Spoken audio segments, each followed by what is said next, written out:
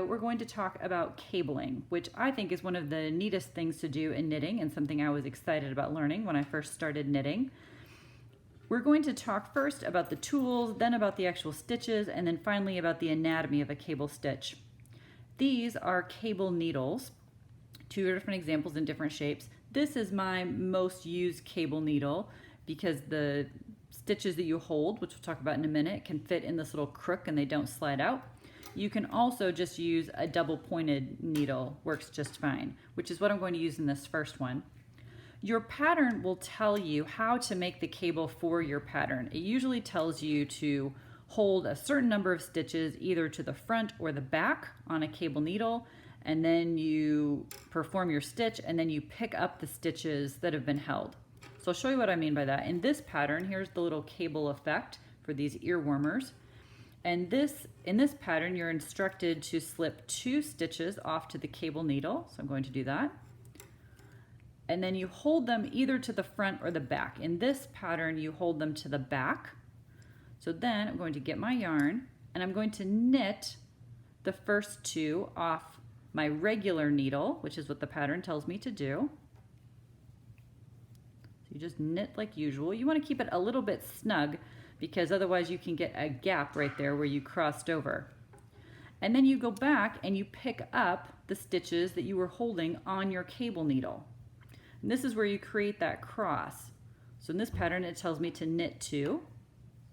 Now I'm done with my cable needle and I go back to my regular needle and I continue on with the pattern across the rest of this row. When I get to the end then, I will show you,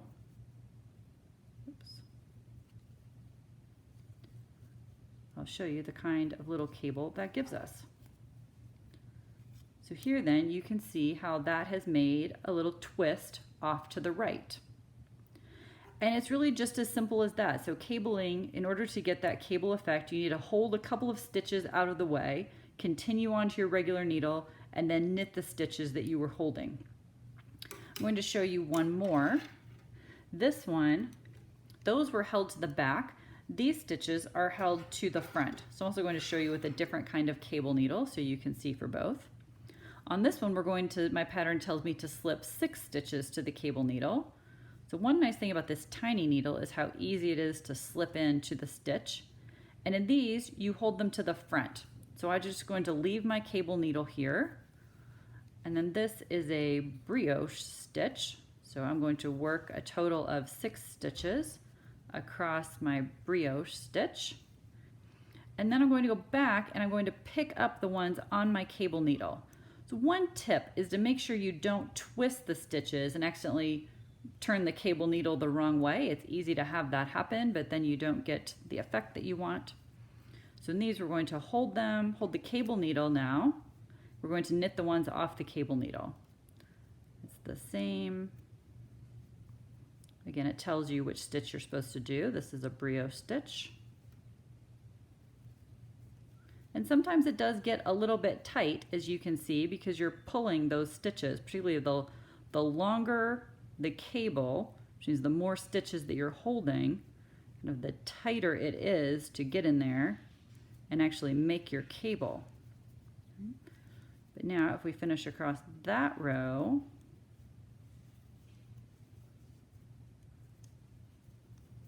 I can show you what this cable looks like as well. So here I finished this row, and again you see that we have the twist, but we also have this beautiful line of stitches from where you've come off each of the cables in the twist, and we don't have any gaps. That is because I was careful to keep those stitches held together as I was moving between the different needles. The biggest trick is really making sure that you don't twist the stitches on the cable, as I mentioned.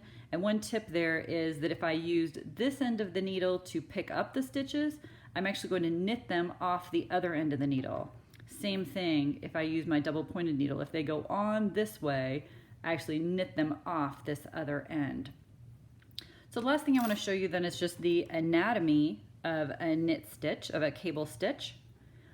On these, you can see that these cables are leaning to the right, and that's because we held the cable stitches to the back. On these, we held the cable stitches to the front, and that always makes a left leaning cable. So you can see all of them in this pattern are held to the left, and they're all left leaning, and looks like the behind one kind of comes up to the right, but the one on top goes off towards the left. Some patterns you'll have both, and so you really just need to follow the instructions in the pattern, and it will give you whichever effect was the design for that pattern. That's really all there is to cabling. I hope you have fun.